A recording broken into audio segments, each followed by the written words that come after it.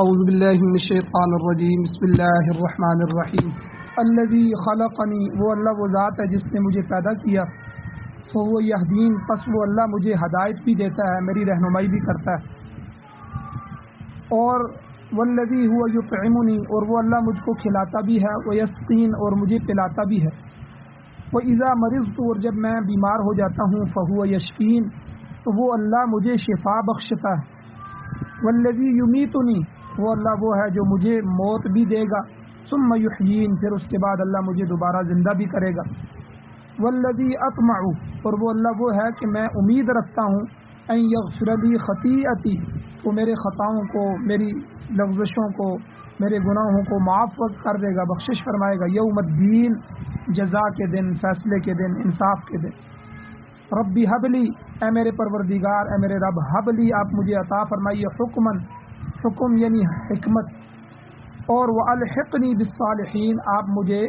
نیکوکاروں کے ساتھ ملا دی، نیک اور صالحین لوگوں کے ساتھ آپ میرا حشر فرمائیے،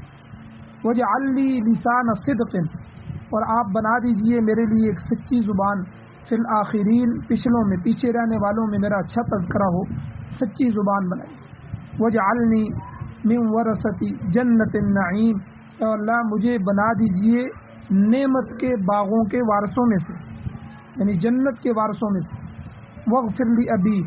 اور اے اللہ آپ میرے والد کی مغفرت فرمائیے، انہ کان من الضالین، بے شک وہ تو گمراہوں کے راستوں پر چل گئے ہیں، گمراہوں میں سے ہیں، ولا تخزنی، اے اللہ آپ مجھے غمگین نہ کیجیے، مجھے رسوا نہ کیجیے،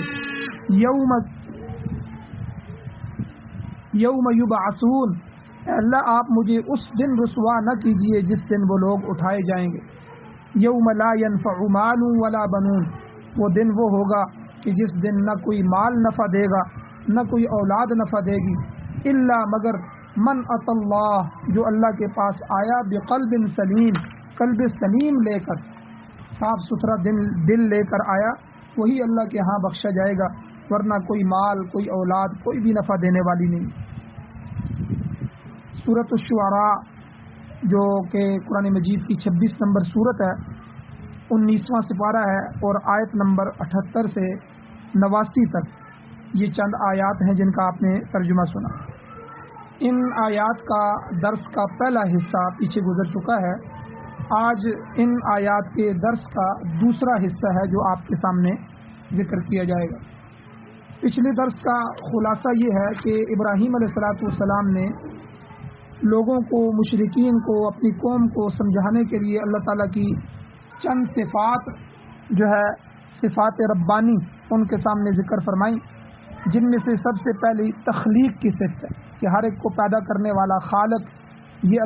اللہ کی ذات ہے۔ دوسری صفت ہدایت کی ہے کہ ہدایت اللہ کے قبضہ قدرت میں ہے، کوئی کسی کو ہدایت نہیں دے سکتا، تو تخلیق بھی کرنے والا اللہ ہے، تو ہدایت بھی دینے والا اللہ ہے۔ اور تیسری صفت انہوں نے خورد و نوشت کا جو ہمارا بندوبست ہے، کھانے پینے کا جو بندوبست ہے، یہ بھی اللہ کی ذات کرنے والی ہے، والذی هو یطعمنی ویسقین، کہ وہ اللہ ہی مجھے کھانا کھلاتا ہے اور مجھے پانی پلاتا ہے، تو کھانے پینے، اکل و شرب کا جو انتظام ہے یہ بھی اللہ کے ہاتھ۔ اور چوتھے نمبر پر ابراہیم علیہ السلام نے صفت اللہ کی ذکر کی کہ شفا من جانب اللہ، کہ شفا جو ہے یہ اللہ کے قبضہ قدرت میں ہے، اللہ کے علاوہ کسی گولی دارو میں، کسی ٹیکے میں، کسی حکیم اور کسی ڈاکٹر کے ہاتھ میں شفا نہیں ہے۔ تو وَإِذَا مَرِضْتُ فَهُوَ یشفین، جب میں بیمار ہو جاتا ہوں تو وہ اللہ ہی مجھے شفا دینے والا ہے۔ اور اسی طرح ابراہیم علیہ السلام نے پانچویں صفت اللہ تعالیٰ کی بیان فرمائی کہ وَالَّذِي يُمِيتُنِي ثُمَّ يُحْيِينِ، کہ موت اور زندگی دینا یہ اللہ کے قبضہ قدرت میں۔ لوگوں، دنیا میں اللہ تعالیٰ نے تمہیں زندگی عطا کی ہے تو اس کے لیے اللہ کے حکموں پر چل کے، اللہ کے حکم کے مطابق زندگی گزارو، تو جب موت آئے گی تو اس موت کے ساتھ جو ہے تم جنت میں پہنچ جاؤ گے۔ تو یہاں گویا کہ موت اور حیات، اس کو جو ہے ابراہیم علیہ السلام نے اللہ کی پانچویں صفت کے طور پر یہاں بیان فرمایا۔ تو ان 5 صفات کی تفصیل جو ہے پچھلے درس میں گزر چکی ہے۔ اب آج کے درس میں یہ ہے کہ ان آیات میں ابراہیم علیہ السلام کا اچھائی کو اللہ تعالیٰ کی طرف منسوب کرنا اور برائی کو تکلیف کو اپنی طرف منسوب کرنا، یہ جو اصول ہے یہ صرف ابراہیم علیہ السلام کا اپنا نہیں ہے، بلکہ خود اللہ تعالیٰ کا بنایا ہوا ہے، خود اللہ کا وضع کردہ ہے۔ آپ سورۃ النساء میں دیکھیں، سورۃ النساء کی آیت نمبر 79 میں اللہ تعالیٰ خود فرماتے ہیں، ارشاد ربانی ہے، اللہ فرماتے ہیں ما اصابک، جو بھی پہنچتی ہے تم کو من حسنۃ، اچھائی سے،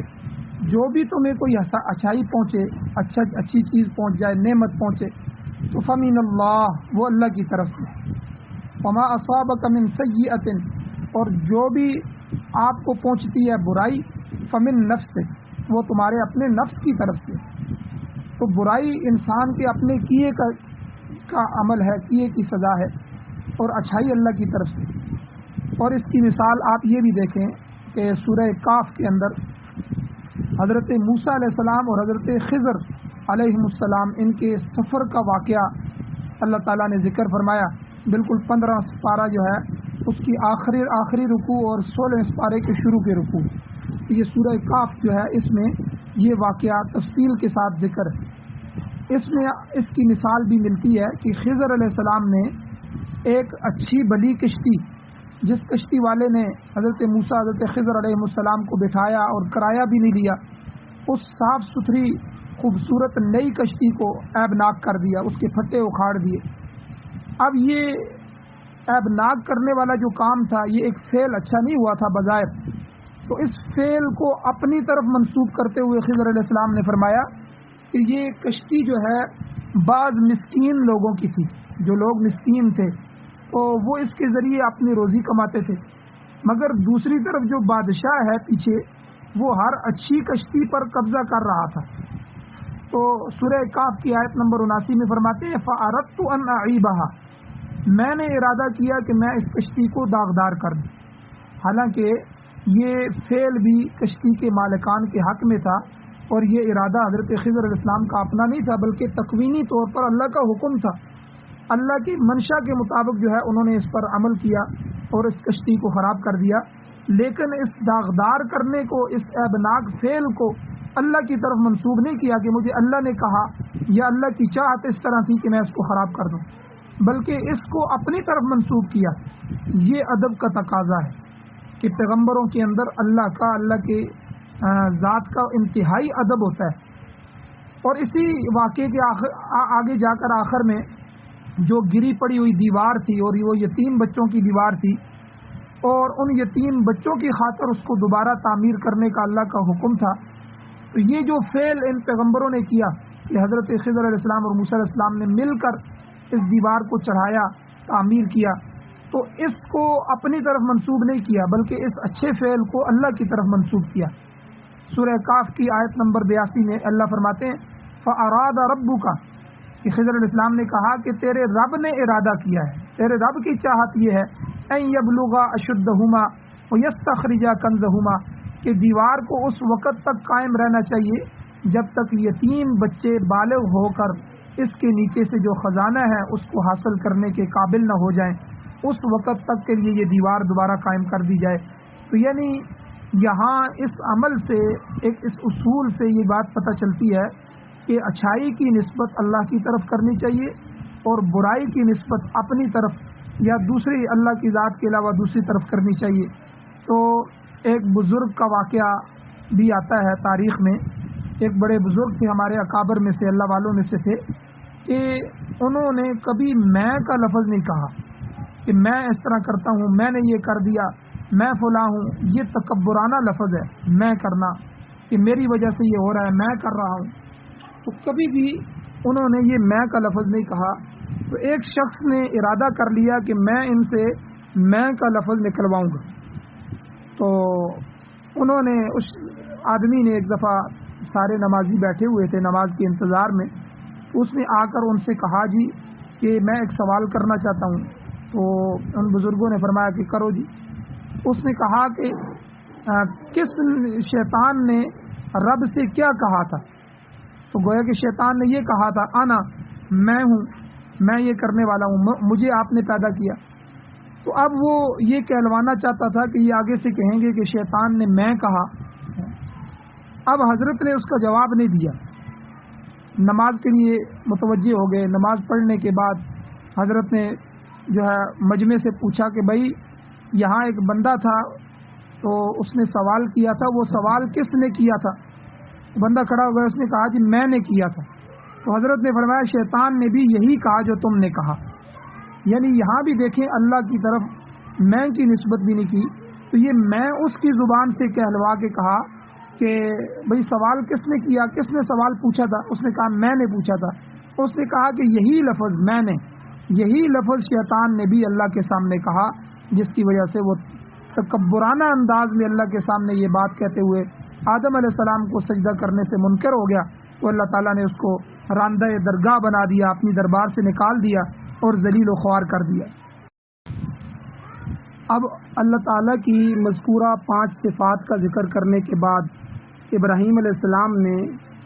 بندگی کے کمال انداز میں، عبدیت کے کمال انداز میں اپنی خطاؤں، اپنی لغزشوں، اپنے گناہوں کی بخشش کی دعا اللہ سے کی۔ عرض کیا کہ میرا اللہ وہ ہے کہ جس کی یہ صفات ہیں،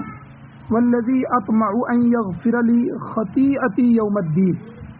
میرا پروردگار وہ ہے کہ میں امید رکھتا ہوں کہ قیامت کے دن وہ میری کوتاہیوں کو معاف فرما دے گا، میری لغزشوں کو معاف فرما دے گا۔ اب یہاں دیکھیں کہ اللہ کے نبی اور رسول معصوم ہوتے ہیں، گناہوں سے پاک ہوتے ہیں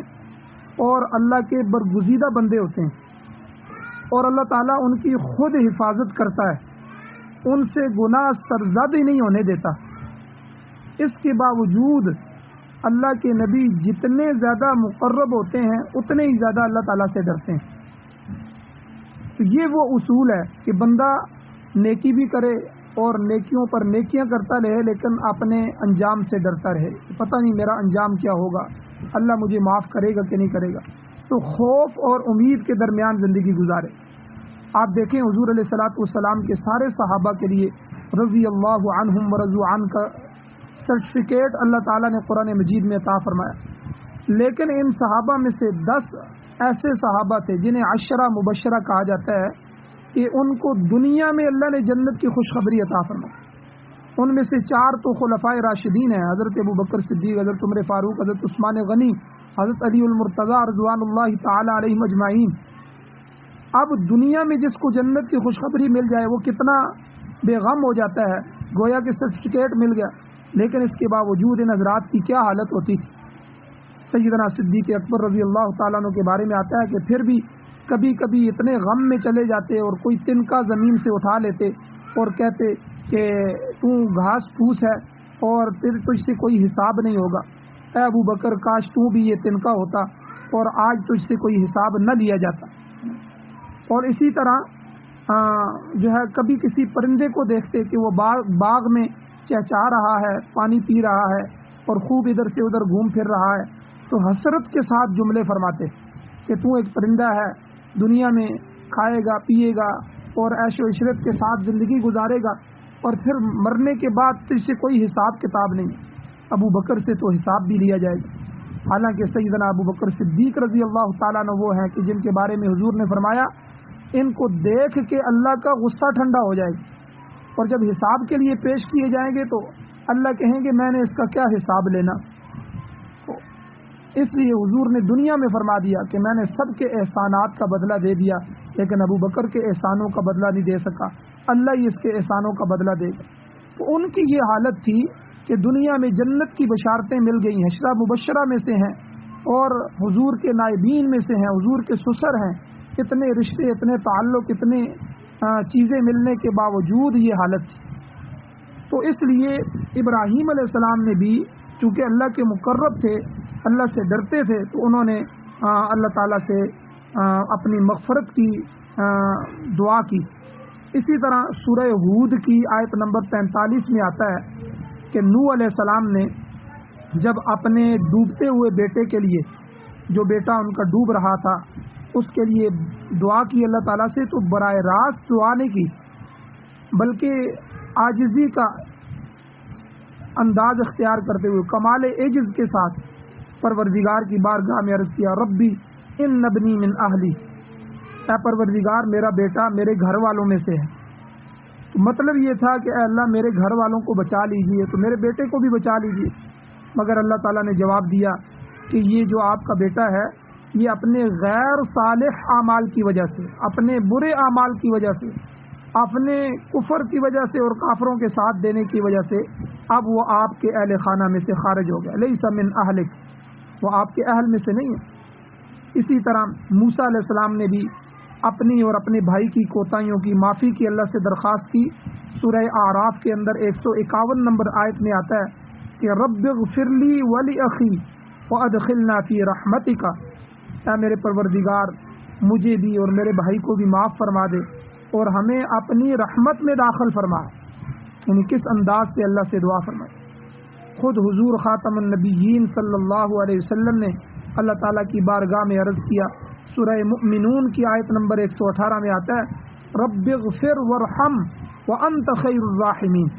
اے میرے پروردگار مجھے معاف کر دے اور ورحم رحم فرما، انت ارحم الراحمین انت خیر الراحمین، تو رحم کرنے والوں میں سے سب سے بہترین ہے. تو بہرحال ابراہیم علیہ السلام نے اپنی کوتاہیوں کی معافی اس انداز میں اللہ سے چاہی کہ کیا فرمایا والذی اطمع،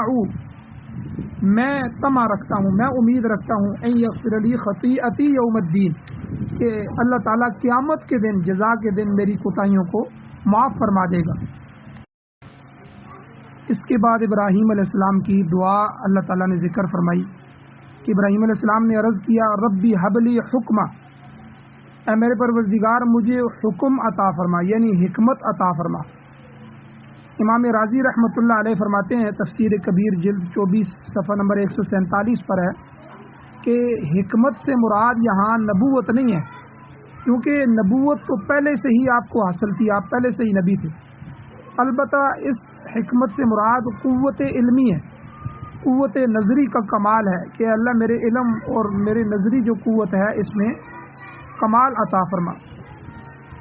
جس کے ذریعے اشیاء عالم کو کما حق ہو پہچاننے اور سمجھنے کی اہلیت حاصل ہوتی ہے،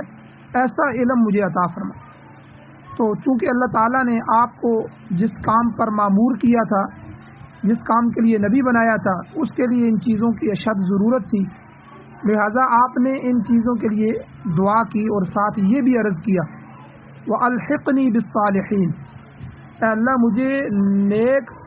لوگوں، نیکوکاروں کے ساتھ، صالحین کے ساتھ ملا دے. تو اس سے آخرت میں نیک لوگوں سے ملاقات مراد ہے کہ اللہ آخرت میں مجھے نیکوں کے ساتھ جمع فرما. مطلب یہ ہے کہ میرا انجام جو ہے اللہ بخیر فرما، مجھے عزت والے مقام میں جگہ عطا فرما. تو یہ دعا یاد رکھیں اللہ کے سب نبی اللہ سے مانگتے رہے، سارے صالحین اللہ سے یہ دعا کرتے رہے ہیں اور کرتے رہیں گے.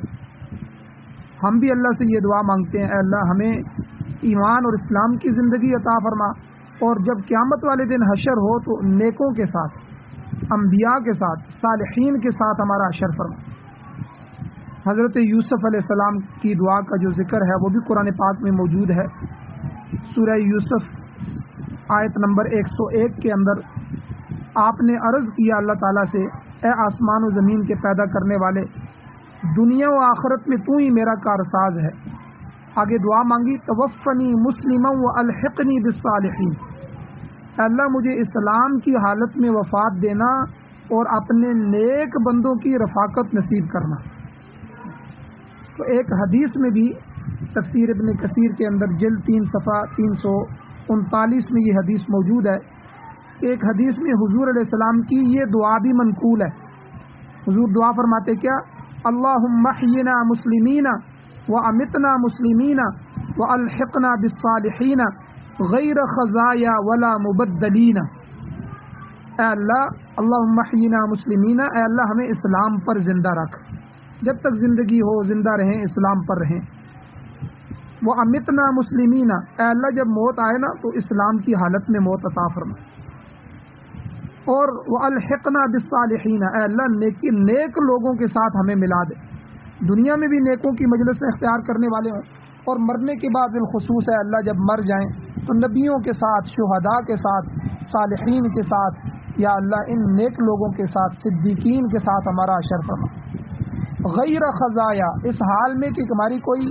رسوائی نہ ہو، ولا مبدلی نہ ہو، کوئی تبدیلی نہ ہو، بغیر تبدیلی بغیر رسوائی اور شرمندگی کے اے اللہ یہ عطا فرما۔ تو یہاں اس سے مراد قوت عملیہ بھی ہے کہ جس کے ذریعے اعمال اور افعال کو صحیح طریقے پر انجام دیا جا سکے، تو اللہ ایسی قوت ہمیں عطا فرما۔ اسی طرح ابراہیم علیہ الصلوۃ والسلام نے یہ بھی دعا فرمائی آگے، وجعل لی لسان صدق فی الآخرین، اے اللہ اے میرے پروردگار میرے لیے سچی زبان بنا دے، یعنی میرا ذکر خیر پچھلے لوگوں میں بھی باقی رہے، آپ میرا اچھا ذکر پچھلے لوگوں میں بھی باقی رکھیے۔ یہاں سے علماء نے لکھا ہے کہ جو اہل اللہ لوگ ہوتے ہیں، اللہ والے لوگ ہوتے ہیں، وہ بھی اسی لیے یہ چاہتے ہیں کہ ان کا جو طریقہ ہے، ان کا طریق، ان کا سلوک وہ باقی رہے تاکہ ان کو اجر و ثواب ملتا رہے۔ کوئی بھی آدمی مدرسہ بناتا ہے، کوئی طریق شروع کرتا ہے اچھا، تو وہ چاہتا ہے یہ صدقہ جاریہ بن جائے۔ تو اہل اللہ بھی چاہتے ہیں کہ ان کا طریقہ، ان کا نظم باقی رہے تاکہ بعد میں آنے والے جو ہے وہ اس پر عمل کرتے رہیں اور ان کے لیے اجر و ثواب ان کو ملتا رہے۔ تو یہاں بھی ابراہیم علیہ السلام کی دعا کا مطلب یہ ہے کہ اللہ میرے بعد آنے والی نسلیں بھی میرے طریقے پر چلیں اور اس طرح میرا ذکر خیر کرتی رہیں۔ اور یہ دعا اللہ تعالیٰ نے ایسی قبول فرمائی، ابراہیم علیہ السلام کی ساری دعائیں قبول فرمائیں، لیکن اس دعا کی قبولیت کا عالم یہ ہے کہ آپ دیکھیں دنیا کے 3 بڑے مذاہب، یہودی، عیسائی اور اہل ایمان مسلمان، بیک وقت حضرت ابراہیم علیہ السلام کو جد الانبیاء تسلیم کرتے ہیں۔ ہر ایک کا یہ دعویٰ ہے۔ مشرکین مکہ وہ کہتے تھے ہم دین ابراہیمی پر ہیں، یعنی دنیا کے مشرکین بھی اپنے آپ کو دین ابراہیمی پر کہتے تھے۔ عیسائی کہتے ہیں ابراہیم علیہ السلام ہمارے بڑے ہیں، یہودی کہتے ہیں ہمارے بڑے ہیں۔ ایمان والے مسلمانوں کا قرآن کا یہ دعویٰ ہے کہ ابراہیم علیہ السلام مسلمانوں کے بڑے ہیں۔ تو یہ اللہ نے ان کو عزت عطا فرمائی، پچھلوں میں سے سب ان کا ذکر کرنے والے۔ اگرچہ اہل کتاب جو ہیں یہودی اور عیسائی وہ آپ کی تعلیمات سے منحرف ہو چکے ہیں، مگر وہ آپ کا ذکر خیر ہمیشہ ادب اور احترام سے کرتے ہیں۔ دیکھیں یہودی جو ہیں وہ عیسیٰ علیہ السلام کا ذکر خیر نہیں کرتے، عیسیٰ علیہ السلام کی برائی کرتے ہیں۔ اس طرح عیسائی اور یہودی نبی علیہ السلام کی برائی کرتے ہیں۔ تو یعنی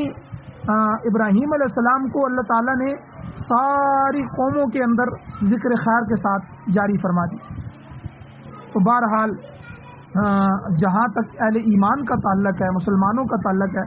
تو اللہ تعالیٰ نے اس آخری امت کو ملت ابراہیمی اختیار کرنے کا حکم دیا۔ سورہ بقرہ کی آیت نمبر 135 میں ہے، اللہ تعالیٰ نے اہل کتاب کی بات نقل فرمائی پہلے کہ وہ یہودی اور عیسائی ایمان والوں کو، مسلمانوں کو کہتے تھے تم یہودی اور عیسائی بن جاؤ، ان کو اہل کتاب بن جانے کا مشورہ دیتے تھے، مگر اللہ تعالیٰ نے اپنے آخری نبی کو فرمایا قل، اے نبی آپ ان سے کہہ دیجیے یہودیوں سے، عیسائیوں سے، بل ملت ابراہیم حنیفہ، کہ ہم تو دین ابراہیم کو اختیار کیے ہوئے ہیں، حنیفہ جو ہر طرف سے کٹ کر صرف خدا واحد کی طرف رجوع کرنے والے، یکسو ہو کر اللہ کی بات کرنے والے، وما کان من المشرکین،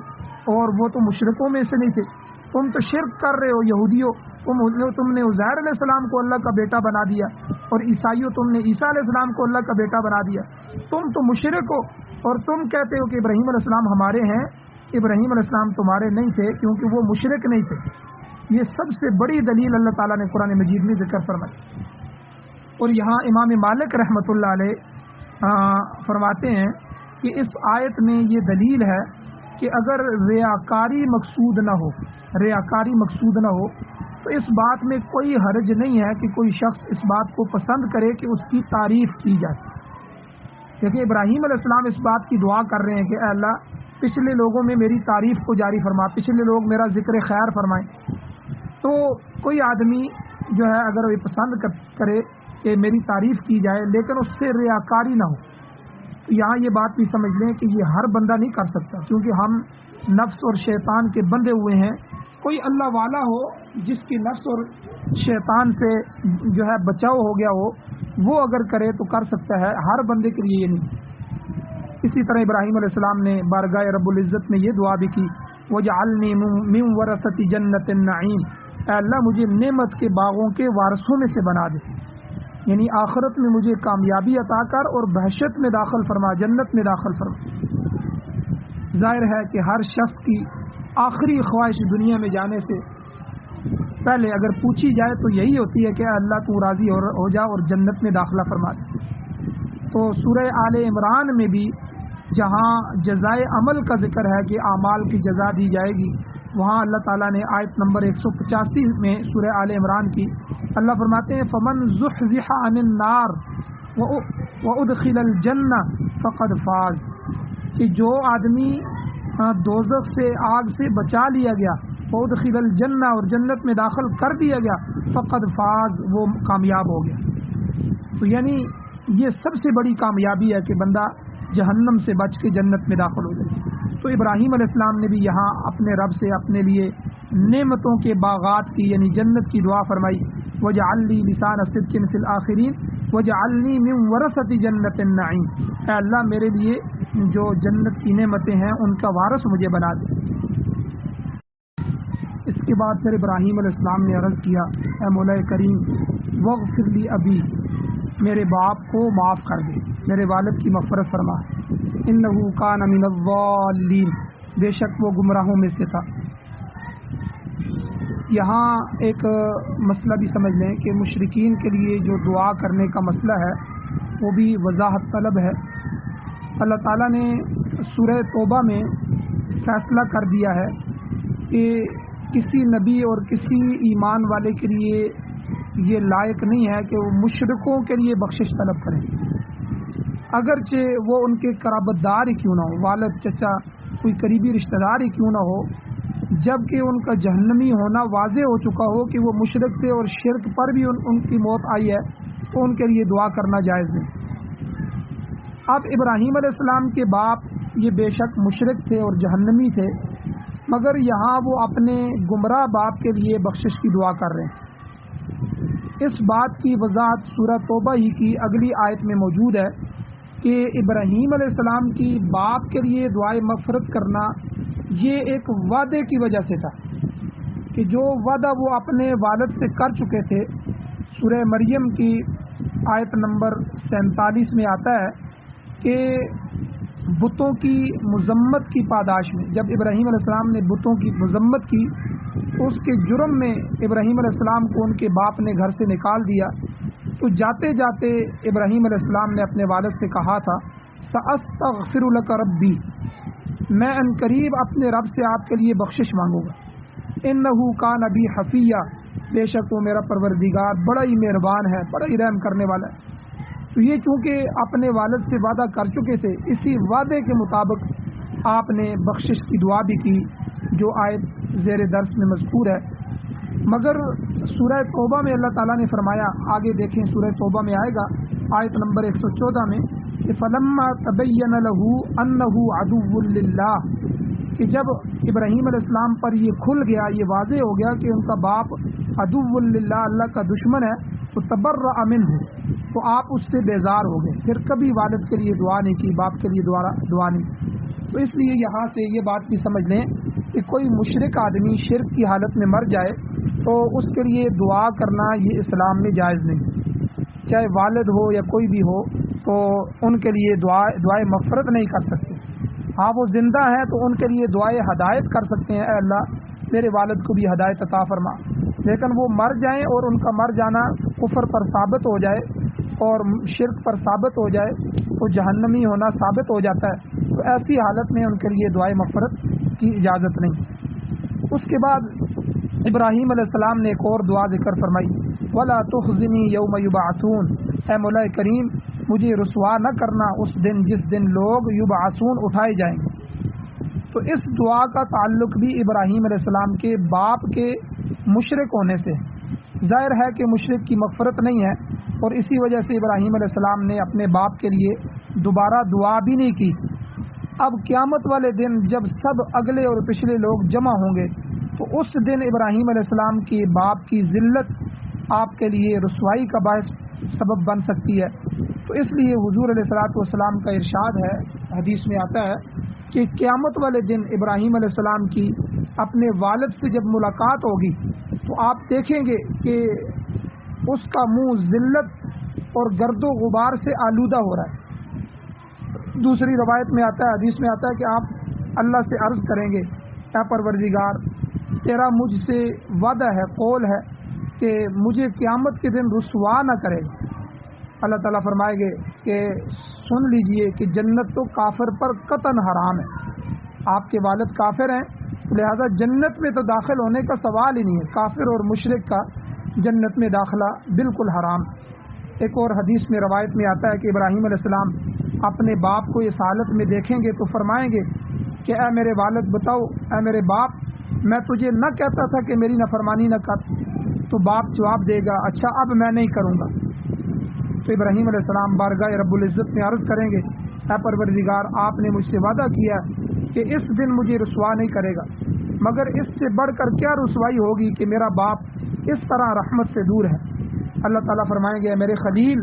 میں نے جنت تو کافروں پر حرام کر دی ہے۔ پھر حکم ہوگا ابراہیم وہ اپنے ذرا پیروں کے نیچے تو دیکھ، تیرے پیروں تلے کیا ہے؟ آپ دیکھیں گے کہ ایک بدصورت بجو ہے، بجو جو کیچڑ کے اندر پانی میں لتھڑا ہوا کھڑا ہے، جس کو پاؤں سے پکڑا جائے گا اور پاؤں سے پکڑ کر جہنم میں پھینک دیا جائے گا۔ تو یہ ابراہیم علیہ السلام کے باپ ہوں گے جن کی شکل تبدیل کر دی جائے گی تاکہ اب یہ اپنے والد کو اس کی شکل میں نہ دیکھیں۔ تو بہرحال قیامت والے دن کافروں کی رسوائی ہوگی، کوئی کافر بھی جنت میں نہیں جا سکے گا۔ تو یہاں ابراہیم علیہ السلام کی دعائیں اللہ تعالیٰ نے ذکر فرمائی۔ اس کے بعد فرمایا کہ قیامت کے دن کا منظر کیسا ہوگا، قیامت کا دن کیسا ہوگا۔ اللہ فرماتے ہیں یوم لا ينفع مال ولا بنون، جس دن نہ مال کام آئے گا نہ بیٹے کام آئیں گے۔ اس دن کوئی کسی کی سفارش نہیں کر سکے گا، نہ کوئی کسی کے کام آئے گا، نہ کسی کی طرف سے وکیل پیش ہو کر مقدمہ پیش کر سکے گا۔ اللہ تعالیٰ سورہ مریم کی آیت نمبر 95 میں فرماتے ہیں وَكُلُّهُمْ آتِيهِ يَوْمَ الْقِيَامَةِ فَرْدًا، لوگوں قیامت والے دن ہر شخص فردا اکیلا آئے گا، اکیلا ہی حساب کتاب کے لیے پیش ہوگا۔ اور سورہ آل عمران میں اللہ فرماتے ہیں آیت نمبر 10 میں ان الذین کفروا، بے شک وہ لوگ جو کافر ہیں، کافروں کے لیے لن تغنی عنہم اموالہم ولا اولادہم، ان کے مال اور اولاد ان کے کچھ بھی کام نہیں آئے، من اللہ شیئا، اللہ کے سامنے شیئا کچھ ذرہ برابر بھی کام نہیں آئے۔ ظاہر بات ہے دو چیزیں ہیں، مال اور عزیز و اقارب اور اولاد۔ تو مال تو یہی رہ جائے گا دنیا میں، آدمی کے کپڑے بھی اتار لیے جاتے ہیں جب آدمی مر جاتا ہے، گھڑی اتار لی جاتی ہے، بٹوا نکال لیا جاتا ہے، بینک بیلنس نکال لیا جاتا ہے، کوئی چیز بھی نہیں ہے، دو کپڑے ہیں کفن کے وہ بھی کسی کو نصیب ہو جائے۔ تو مال سارا کا سارا یہی، انسان خالی ہاتھ اللہ کی عدالت میں پیش ہوگا۔ اور جہاں تک دوسری چیز ہے اولاد اور دیگر عزیز و اقارب،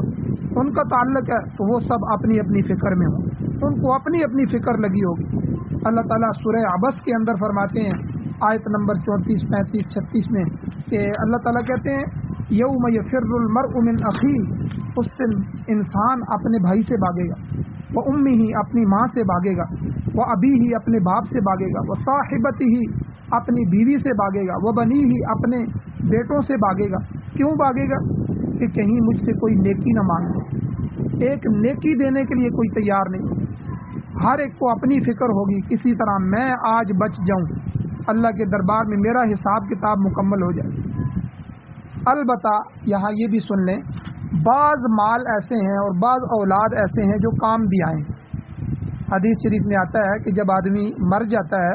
تو اس کے اعمال منقطع ہو جاتے ہیں، اعمال ختم ہو جاتے ہیں۔ ظاہر بات ہے دنیا کی زندگی ختم ہوگی تو اب کوئی عمل نہیں ہے، مگر حضور نے فرمایا الا ثلاث، تین چیزوں کا فائدہ اس کے مرنے کے بعد بھی اس کو پہنچتا رہتا ہے۔ آپ حضرات بھی غور سے سن لیں کہ پہلی چیز کیا ہے؟ صدقہ جاریہ۔ الا ثلاث کیا ہے؟ صدقۃ جاریۃ، کہ آدمی اپنا مال اچھی جگہ صرف کر کے گیا جس سے لوگ فائدہ اٹھا رہے ہیں، وہ مسجد بنا گیا، مسجد قیامت تک قائم رہے گی، وہ پنکھے لگا گیا مسجد میں، کوئی اور ایسا صدقہ جاریہ کا کام کر گیا کہ لوگوں کو فائدہ ہو رہا ہے، تو وہ قیامت کے دن تک اس کو فائدہ ملتا رہے۔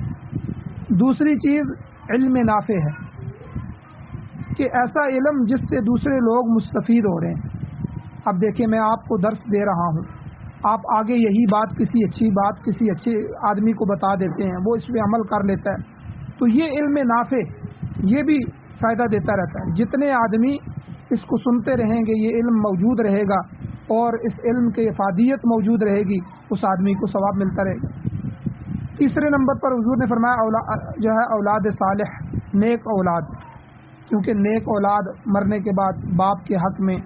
اپنے والدین کے حق میں، اپنے خاندان کے حق میں، عزیز و اقارب کے حق میں دعائیں کرتے ہیں، تلاوت کرتے ہیں، اپنے نیک عمل کی اصالِ ثواب ان کو کرتے ہیں. تو یہ تین چیزیں انسان کے کام آنے. اسی طرح حدیث میں آتا ہے کہ بچپن میں فوت ہونے والا بچہ، بچپن میں جو فوت ہو جائے وہ بچہ بھی والدین کے حق میں سفارش کرے. تو یہ چیزیں بھی موت کے بعد نافع ہوتی ہیں، نفع دیتی ہیں. تو اس آیت کریمہ میں جو غیر مفید ہونا بتایا گیا ہے کہ کسی کو کوئی کام نہیں آئے گا، وہ غیر مومن کے لیے یعنی کافر کے لیے. کافر کو ان کے اعمال اور اولاد اور عزیز و اقارب میں سے کوئی کام نہیں آئے گا. ایسے اشخاص کو، کافروں کو، مشرکین کو نہ مال کام آئے گا نہ اولاد کام آئے گی، بلکہ ان کا فیصلہ ان کے اعمال اور عقائد کے مطابق ہوگا. جیسا عقیدہ ہوگا، جیسے اعمال بد ہوں گے ان کے مطابق ان کا فیصلہ ہوگا. آگے اللہ تعالیٰ نے فرمایا کہ قیامت والے دن ہر شخص کا مال اور اولاد تو مفید نہیں ہوگی، البتہ الا من اتی اللہ بقلب سلیم، جو کوئی اللہ پاک کے پاس قلب سلیم لے کر آیا وہ کامیاب ہوگا. اس دن قلب سلیم ہی مفید ہوگا. مطلب یہ ہے کہ جس انسان کا دل کفر سے پاک ہو جائے، شرک کی گندگیوں سے پاک ہو جائے، نفاق اور بد عقیدگی کی آلودگیوں سے پاک ہو جائے، تو اس کے لیے اللہ تعالیٰ کی اطاعت میں صرف کیا ہوا مال، خرچ کیا ہوا مال بھی مفید ہوگا، اور اس کی نیک اولاد بھی مفید ہوگی جو اس کے لیے دعائیں کرے گی. حضرت خواجہ ضیاء الدین بخشی رحمۃ اللہ علیہ اپنی کتاب سلک السلوک میں لکھتے ہیں کہ لوگوں نے ایک بزرگ سے پوچھا کہ قلب سلیم کیا ہے؟ یہ جو اللہ کہتے ہیں کہ بندہ قلب سلیم لے کے آئے، یہ قلب سلیم کس کو کہتے ہیں؟ تو انہوں نے جواب دیا کہ قلب سلیم ایسا دل ہے جو 20 خصلتوں سے پاک ہو، بری خصلتوں سے، 20 بری خصلتیں اس میں نہ ہوں اور 20 خصلتوں سے پر ہو، یعنی 20 اچھی خصلتیں، اچھی عادتیں اس میں موجود ہیں. اب یہ 20 بری خصلتیں اور اچھی خصلتیں کون سی ہیں؟ بری خصلتیں یہ ہیں شرک، کفر، منافقت یعنی نفاق، اور عداوت، دشمنی، بلا وجہ کسی سے دشمنی. اسی طرح رغبت یعنی لا یعنی امور، جن کا کام ہی نہیں ہے ان چیزوں میں رغبت بندہ اختیار کرے. اس طرح حرص، شک، جہالت اور گناہوں پر اصرار یعنی گناہوں پر بار بار اصرار کرنا. اس طرح تکبر ہے، اور تعلق یعنی غلط باتوں سے تعلق، اور طمع، لالچ، اور لمبی لمبی آرزوئیں. اسی طرح بے صبری اور خود پسندی، اپنے آپ کو پسند کرنا، بخل اور مایوسی اور بے فکری یعنی خدا کی گرفت سے بے فکر ہو جائے. اس طرح حسد، بدگمانی اور نسیان، یہ یعنی حق کو، انجام کو بندہ فراموش کر دے، بھول جائے، ایسا نسیان. یہ بری خصلتیں ہیں. اس سے جو دل پاک ہو وہ قلب سلیم. اور پھر جس میں 20 اچھی خصلتیں جو انسان میں موجود ہونی چاہیے وہ کون سی ہیں؟ یعنی توحید، اخلاص، نصیحت، زہد، قناعت، یقین، علم، تفویض. تفویض کہتے ہیں کہ اپنے امور کو، اپنے کاموں کو اللہ کے سپرد کر دینا. اور اسی طرح لوگوں سے مایوسی، آرزو کا اختصار ہونا، چھوٹی چھوٹی آرزوئیں، صبر اور موت کی یاد، سخاوت، توبہ، تواضع. اسی طرح خوف اور رجا، امید اور خوف، بھوک، حسن ظن، اللہ کا ذکر اور اللہ کی محبت. جس دل میں یہ ساری چیزیں ہوں وہ قلب سلیم. تو اس لیے ہمیں کوشش کرنی چاہیے کہ ہمیں قلب سلیم کے ساتھ اللہ کے سامنے حاضری ہونی چاہیے. تو یہ ابراہیم علیہ الصلوۃ والسلام کی دعائیں اور آپ کی جو ہے عبارات ہیں جو قرآن مجید میں ذکر فرمائی ہیں، تو بہت سے نکات یہاں سے ہمیں ملے ہیں. تو اللہ تعالیٰ سے دعا ہے اللہ ہمیں عمل کی توفیق عطا فرمائے. وآخر دعوانا ان الحمد للہ رب العالمین.